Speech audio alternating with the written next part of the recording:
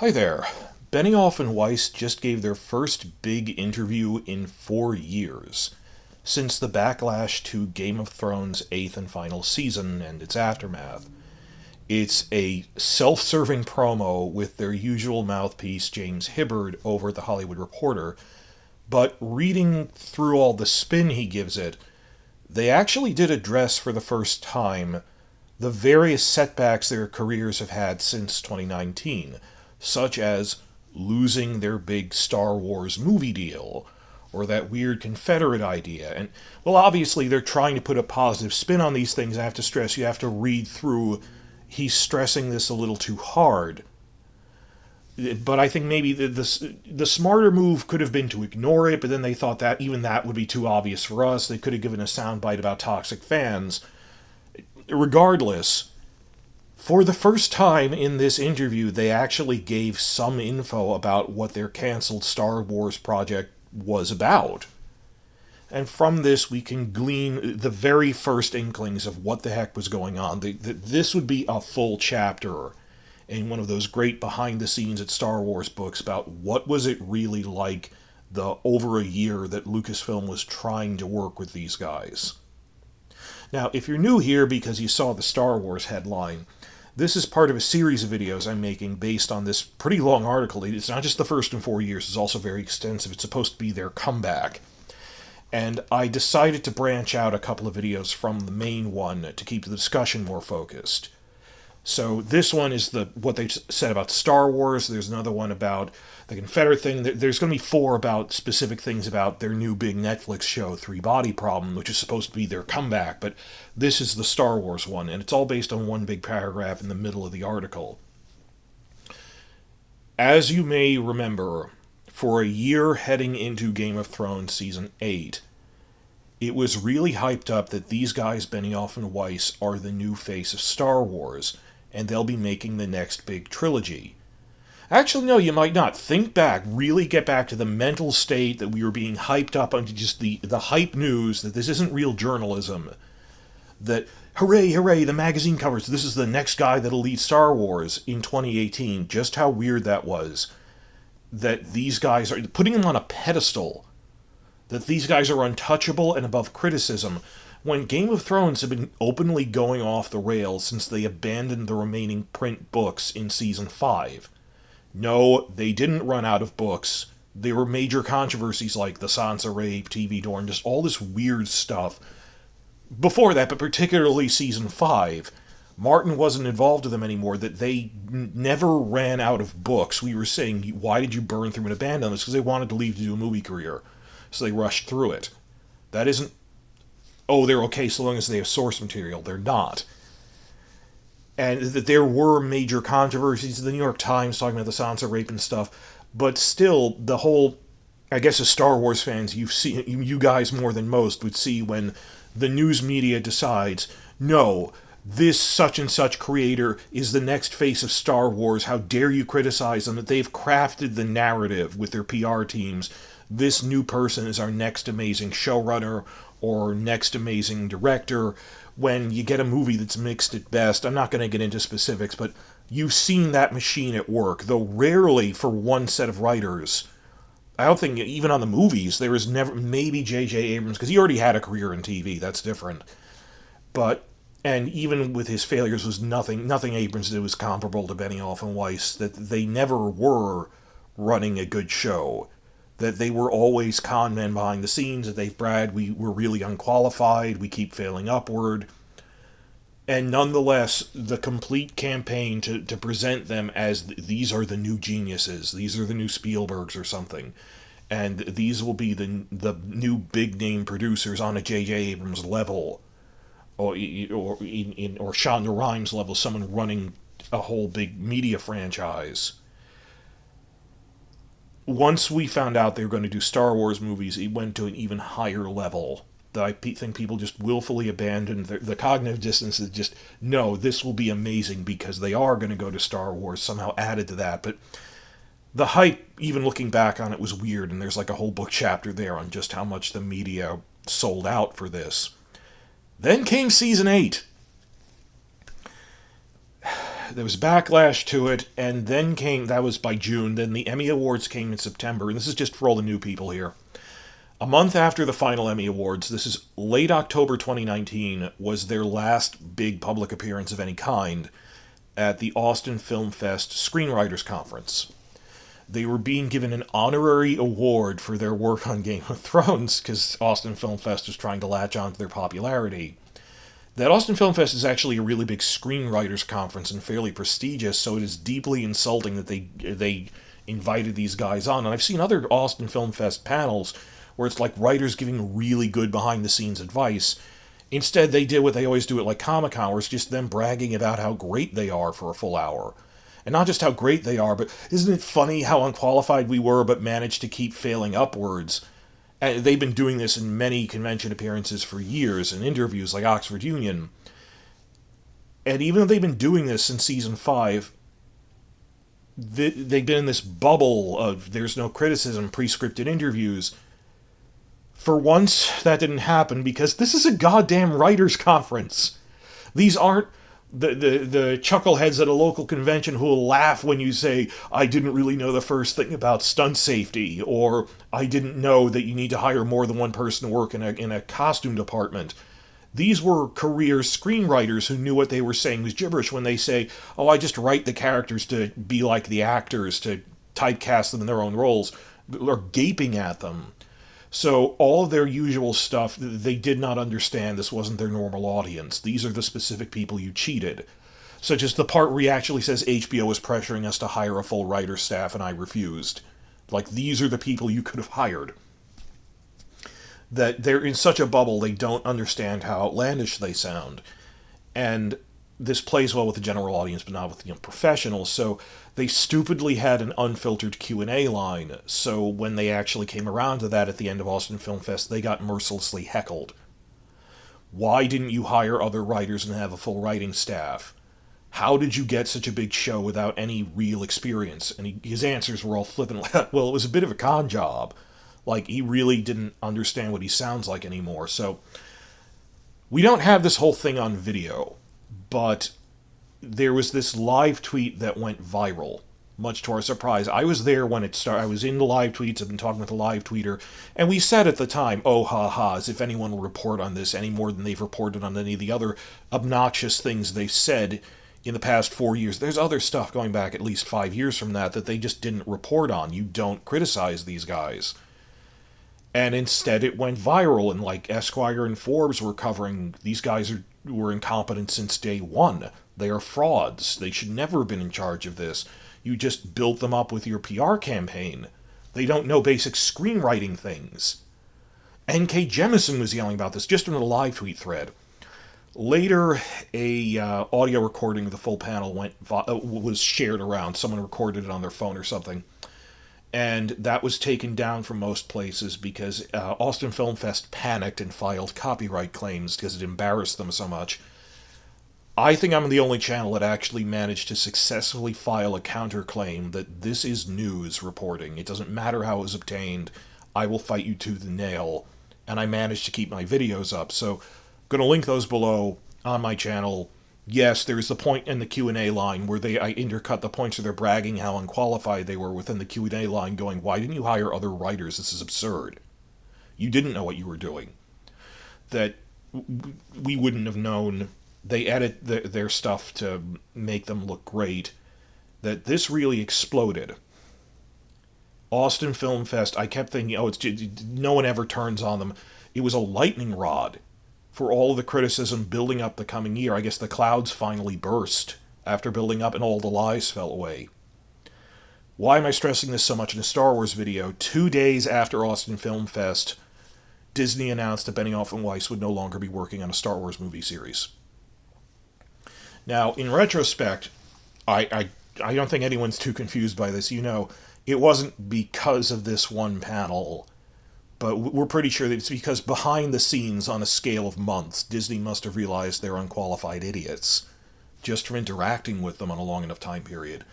So it's more that the backlash to their offensive comments at this writers' conference, boasting at how they cheated the system and they're con men who don't know the first thing about showrunning or even screenwriting, that it presented Disney with the perfect public opportunity to drop them without criticism. And I'm on Disney's side. That's what I would have done in their place. I think that's what anyone would have done. They just imagine if Disney. We don't know when Disney's relationship with them soured, but if they quickly realized they're idiots even before season 8 aired, what were you going to do at the height of the media hype over them leading into season 8? We're talking like Super Bowl level hype around like Christmas of 2018, leading up to the spring premiere of season 8. If Disney had dropped them, Disney would have been criticized. They were just waiting for season 8, and they didn't drop them right after the finale. I think they were waiting for a backlash moment. And maybe they didn't think it would be something this perfect, but this was the perfect opportunity to drop them publicly, which they had already done privately, to drop them without public criticism. So indirectly, the whole thing of them boasting this is, we cheated our way into it. No, you don't do that. And just the poetic justice of 2 days later they're out. That you can't keep, this is reality, you can't just keep doing that. But we never found out exactly what their proposed Star Wars project was. We just know it was a trilogy of movies, not in the direct sequence, but a spin-off trilogy about some story somewhere. At the time, they managed to survive this because they moved right on to, oh no, Star Wars didn't fire us, and they fire lots of people. We're moving on to Netflix for a big $200 million multi-show development deal. And they even made some brief remarks. They didn't put thought into when they go, we heard secondhand vague news reports. The toxic fandom really got to us, by which we think they meant fans in general because of season 8, not Star Wars fans who have nothing to complain about because you haven't done anything yet. But they don't fixate on that. They don't mean that really. Toxic fans. They're mumbling. They don't have a clear response. So there really wasn't a clear thing on what were they even doing, why they left, and yes, this was a massive blow to their self-image, to the crafted PR campaign mystique of Benioff and Weiss as a brand name. The bubble was, even season 8, you could pretend, it won the Emmy Awards, it won the Best Drama Emmy. Didn't sweep the awards, but they could at least go through the motions of pretending on camera, we're really successful. Why aren't you working for Star Wars anymore? Is an obvious thing, and of course then the pandemic happened, there weren't a lot of public events, so it's not like we could go around at interview circuits to ask, but they've been trudging between one failed project after another that never got off the ground after that. They haven't even done anything for Netflix until the upcoming Three Body Problem. So now, what, you think we forgot that you were built up as the next face of the head of Star Wars for the next decade or so phase of movies and then suddenly dropped out? That they at least brought it up briefly in this interview, if only to deflect it, but they gave some info in there that they've so far managed to sidestep it. And what we saw today, this is one of the few things from this interview actually trending. Is, Star Wars channels on YouTube are pretty established, and they want it bigger than the Game of Thrones fandom on here, and they want to know what exactly was this in terms of behind-the-scenes development history. I wish the Game of Thrones franchise had I call it fandom infrastructure of third-party fans picking apart what exactly is going on behind the scenes. Unlike that, all we get is the James Hibbards of the world acting as PR mouthpieces for everything is amazing, and it took us a while to figure out just how far they were willing to lie. Though we know you lie a little, but just how they don't even know how screenwriting works. Just wow. But of course, all this brings us to what we actually found in the new Hollywood Reporter interview. First off, the only real info in it is they admitted that their idea for a Star Wars spin-off trilogy was to make it about the origins of the Jedi. And the functional title for the project, or at least the first movie, was The First Jedi. And they even remark on, it kind of paralleled The Last Jedi by accident, but it was supposed to be The First Jedi, and I kind of assumed it was, based on rumors that were going around. But they were just rumors when you think about it. It could have easily been something set during the High Republic era. Then in the past year, Disney has announced plans for separate projects about the High Republic era. That's the Jedi at their height, thousands of years after their founding, after the Republic's founding, and that's what The Acolyte is going to be about. of just how were the Sith surviving underground all that time with the rule of two, the height of the Republic, even before like the Phantom Menace. I mean, the real height of, you see echoes of that during their decline period in Phantom Menace. I'm talking when the Republic was doing great in the early eras. In its middle history, its 25,000 year, 1,000 generation history. That's High Republic, that's Acolyte. But Disney has also announced plans to do a separate thing about Origin of the Jedi is different from High Republic. And I've read a couple of the comic book series trying to cover that basic idea. How did the Jedi get started thousands of years ago? You know, this Ten Commandments style discovery of the Force, of the Buddha, of just going through those archetypes of how did these mystics become the first Force wielders? Who were they?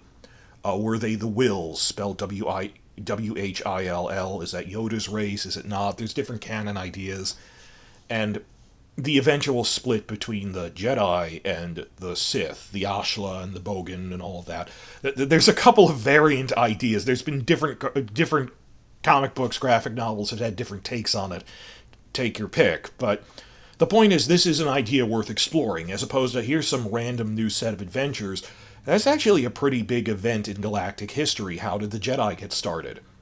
Which also means it's a big responsibility. I mean, even the Acolyte, for example, I mean, from what I know of it right now, it might tie into, like, the rule of two, the survival of the Sith and all that, but it could easily be episodic relative to the rest of the story. I mean, that you could have a random standalone adventure about Jedi Mandalorian wars, or a Jedi fighting a Sith at some point in the last 10,000 years, and it wouldn't really affect galactic history, but the origin of the Jedi, is the forging of the first lightsabers, is a pretty big responsibility.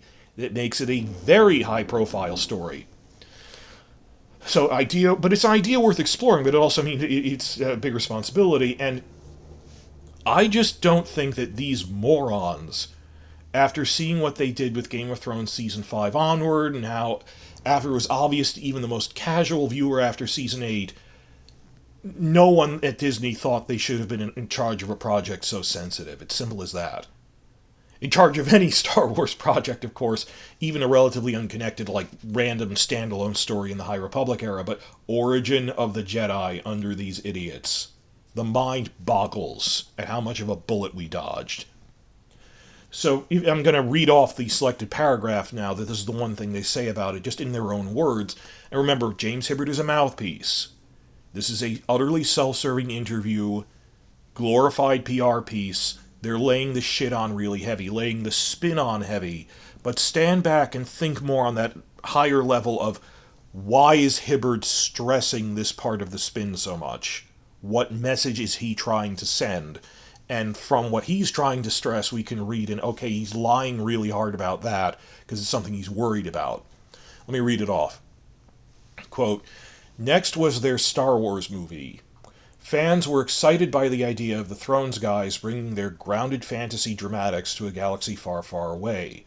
Yet the movie was shelved along with Star Wars projects from other top creatives like Kevin Feige, Patty Jenkins, and Damon Lindelof.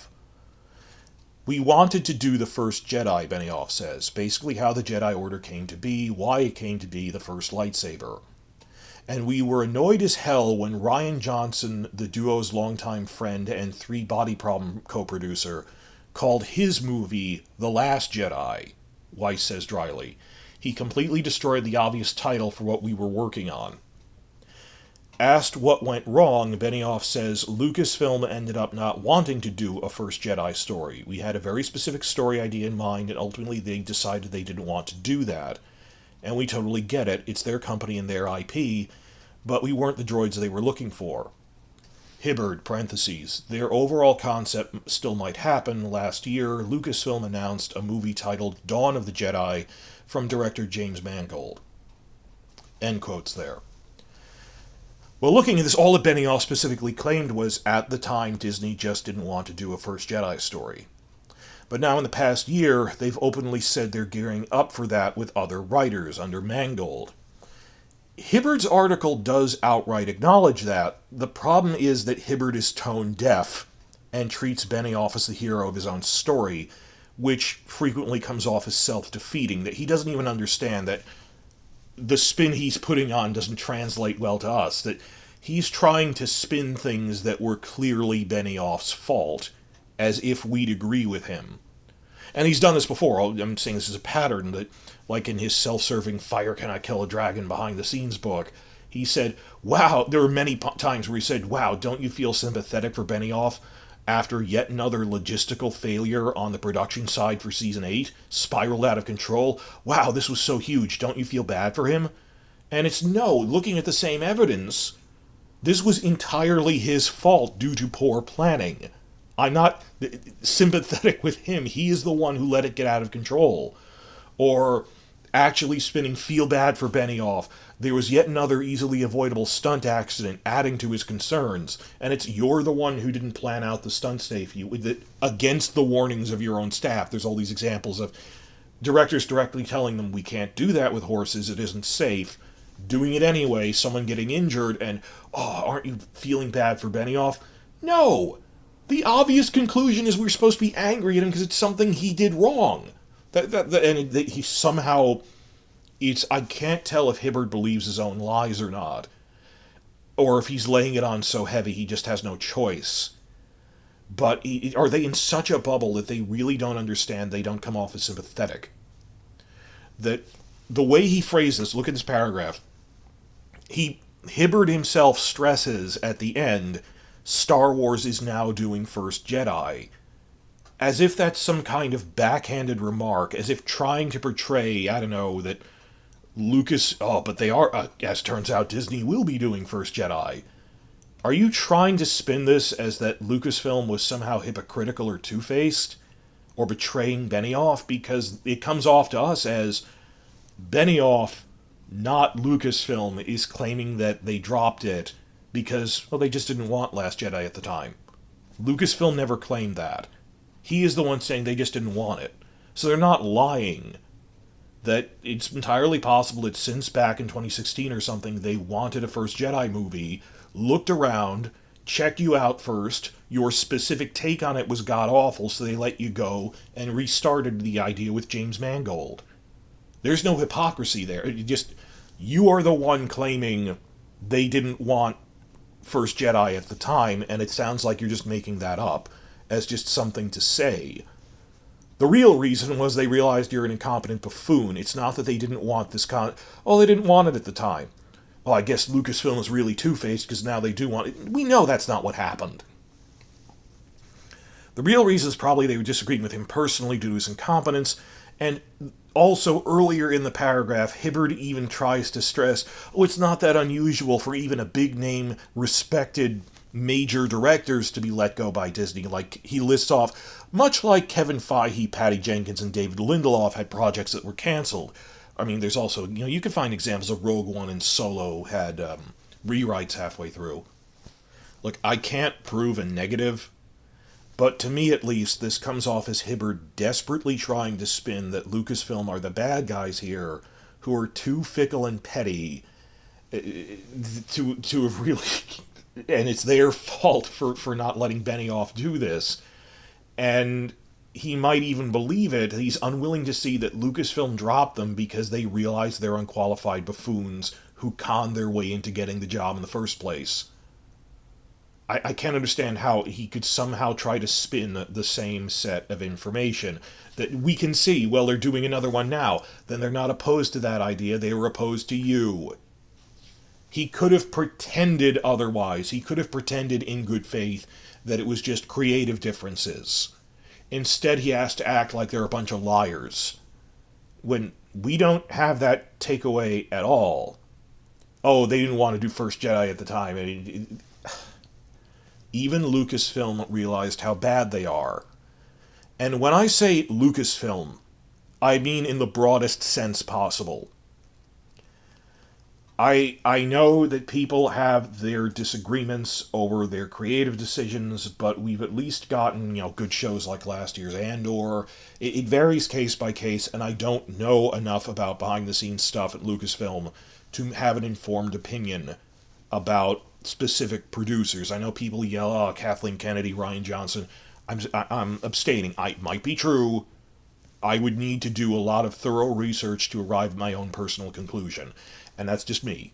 It would take too long to do right now.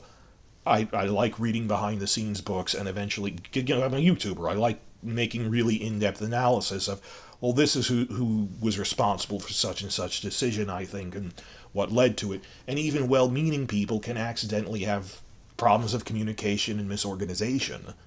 So I don't know, and I'm trying to stay away from that because it's not really relevant. I'm simply not an expert, so I don't know a lot about the internal politics and disagreements, whatever. What I do know is that it seems George Lucas himself was involved. At least tangentially, so you can't frame this around whether you support or don't support Kathleen Kennedy, Rian Johnson, that this extended up to George Lucas. As part of the mega hype going into Game of Thrones Season 8, which was crowning Benioff and Weiss as the new superstar mega producers in Hollywood, that they're going directly from Game of Thrones' best season ever, huge once-in-a-decade finale, straight to crowned as the new runners of a Star Wars trilogy. As part of the lead-up to that, George Lucas actually made a personal visit to the Winterfell sets when they were filming Season 8. We reported on this at the time, me, all the other channels, because they showed it in their behind-the-scenes videos briefly that George Lucas visited the set. I think that it was in the Inside the Episode for Episode 2 of Season 8. And I'm not sure if he was there during the night shoots, the infamous night shoots that happened at the Winterfell set, or just when they were doing Episode 2 scenes during the day. I mean, it looked like day when he came to see everything, so obviously, but they film out of order, so they may have already done the night shoots, I'm not sure.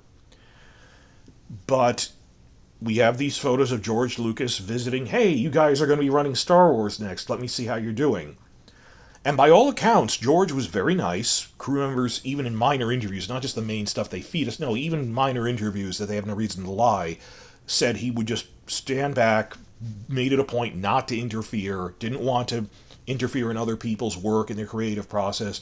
They just showed him around. He'd ask insightful questions. He'd go, oh, well, maybe he'd have useful advice, like, well, don't be panicking, just focus on this.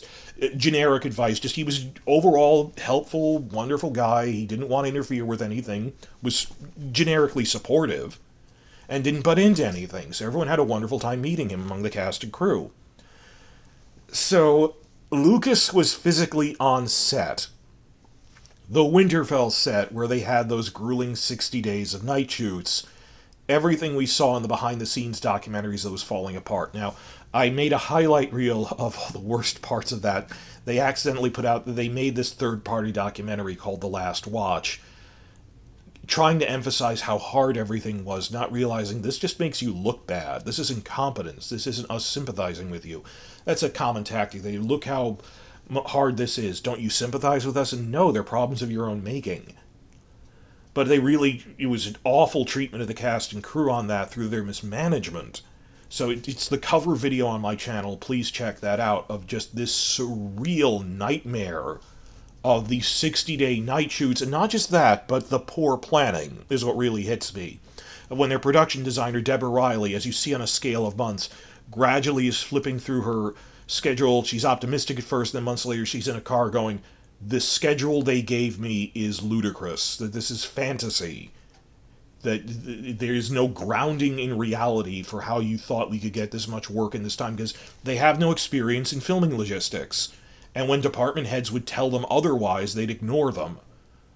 So it reminds me, I wouldn't say Lord of the Flies, it reminds me of Apocalypse Now, the Dolung Bridge scene, where they rebuild the bridge every day, only for the Viet Cong to destroy it every night. And he goes, why even bother rebuilding it? The generals want to say on paper that they can point at a map and say it's open, even though it really isn't. Particularly because that nightmare scene where there's the smoky haze from all the flares and everything, and they're playing Calliope music, and it's just you realize we are in crazy world now. The Game of Thrones night shoots for Season 8 are like that. They decided, well, there's a big battle, it's a big blizzard, and there's a bunch of flames and things on fire. So there should be this impenetrable orange haze everywhere. Now think of, if you're filming 60 days worth of night shoots, just how badly that affects your internal body clock. that there's no daylight, there isn't exactly night either, but there's this orange haze that you can't tell what time it is anymore. People working 18-hour days, sometimes pulling all-nighters repeatedly. And you see this in the documentaries, like the prosthetics team is saying you're working for 18 hours, and like catch-22 type things that we only found out behind the scenes, like seeing the trees but not the forest. They'd spend so much time and energy, people would knock themselves out for building sets they barely used.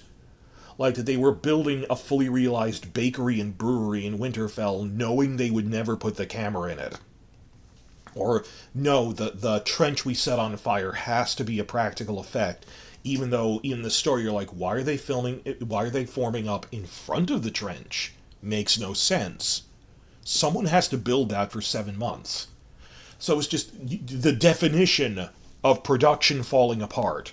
Not just, oh, it's difficult night shoots, it's everyone ground up realizing this is a terrible plan. Not even from a story perspective, but from a logistical, taking the story as a given, from a logistical perspective, you had no idea how to make this. And they even boasted, well, because we didn't want to stick around for grueling night shoots, we just abandoned the cast and crew and would visit every week or two, and they'd be glaring at us, is what Kit Harington said of the showrunners.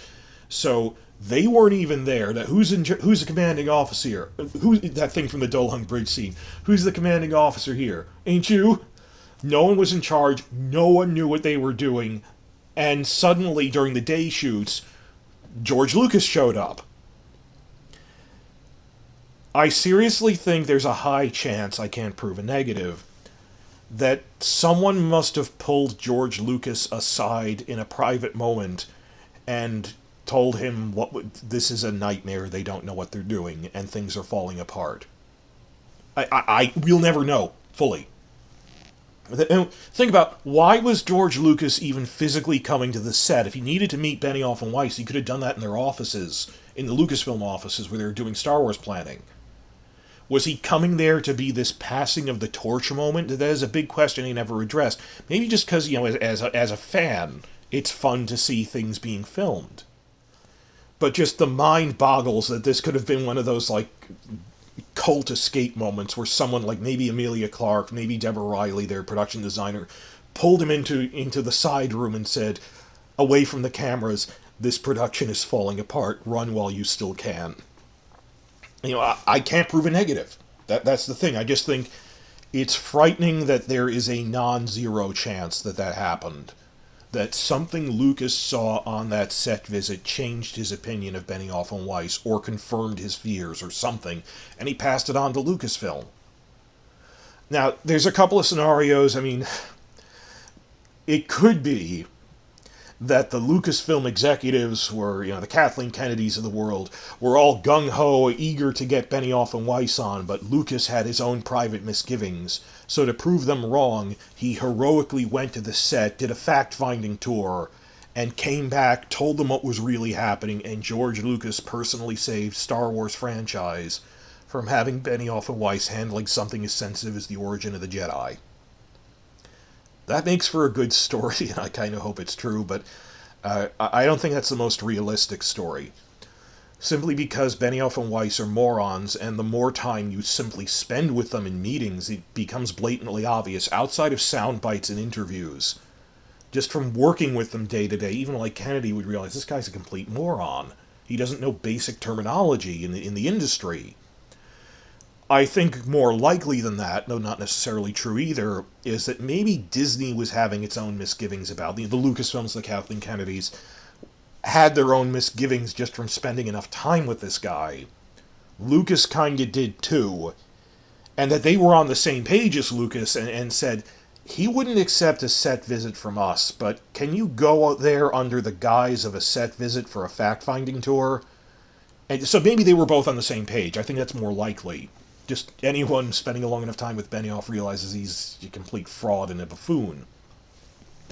Or it could have been nothing. It could have been, as presented, Lucas's set visit had no impact whatsoever, and Kennedy and Lucasfilm independently, just from spending months in meetings with him, realized Benioff doesn't know what he's doing.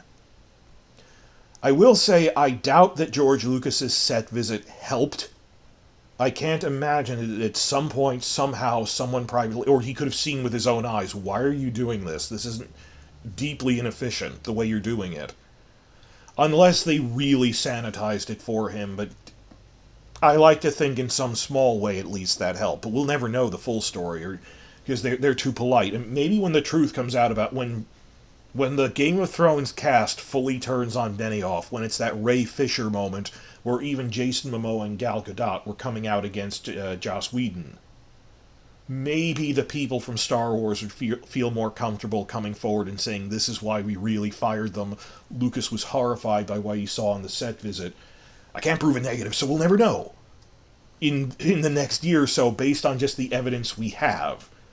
I like to think someone will come forward eventually, but just think of the bullet we dodged on this. If you're new here, they're not obsessed with subverting expectations. They're obsessed with pandering actors for awards with big scene-chewing moments. The whole show turned into a sizzle reel to get Kit Harington and Emilia Clarke awards, which meant that when they get awards, it boosts the profile of the showrunner. And they didn't care about HBO or Game of Thrones. They wanted to get Emmy wins for their actors, because riding their coattails, that would boost the odds that Benioff and Weiss it would boost their profile into launching a movie career for Star Wars, except that didn't happen. It is frightening just how close this came to happening. I don't know, it's fun to think, and George Lucas was there, personally.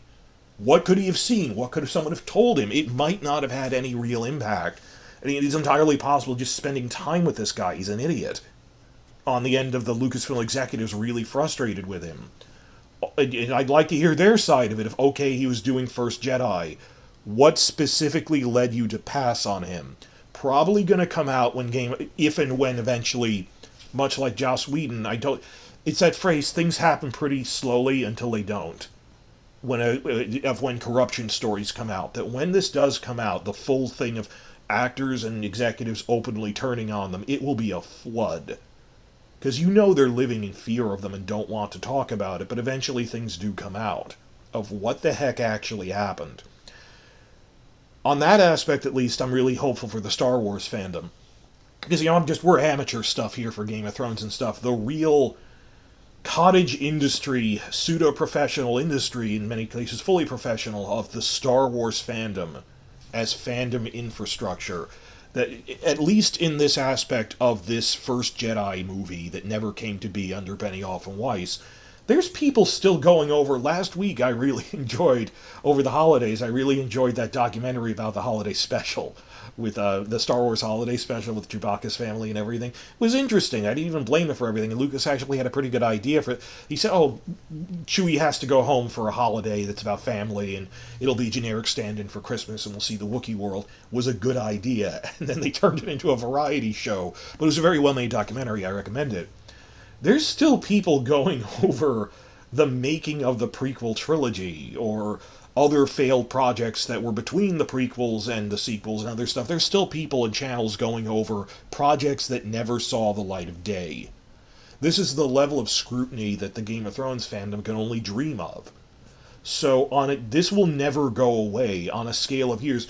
In fact, it'll only get bigger when we eventually, on a scale, 5 years, get that Origin of the Jedi movie series. It will increase scrutiny on the first time this was suggested, what really happened under Benioff and Weiss's attempt at making this, which at the time was treated as, these are the guys helming the story, the lead guys for the next decade almost.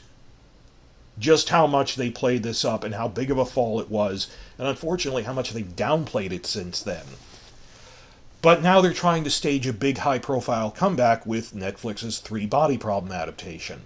This hard sci-fi novel, this Chinese hard sci-fi novel, which, it's like Arthur C. Clarke, it doesn't translate to screen well. For a general audience. There's so much more to cover about that specifically, and I'm going to branch that off into other videos.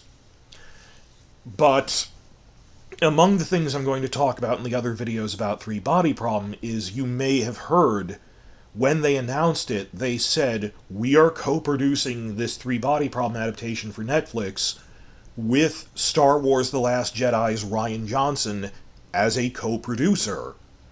They said that over 2 years ago, and we didn't know, well, co-producer can mean a couple of things. I mean, technically, Brad Pitt's production company is listed as co-producer. That's a money thing, and we know it. But that there was them, there was that Alexander Wu guy from True Blood, who was the three of them, Benioff Weiss and Alexander Wu, were doing this interview with THR. Ryan Johnson wasn't there personally. They said scheduling thing, he couldn't be there. But still, we have been debating for 2 years how much exactly is Ryan Johnson, who's a controversial figure, involved in this.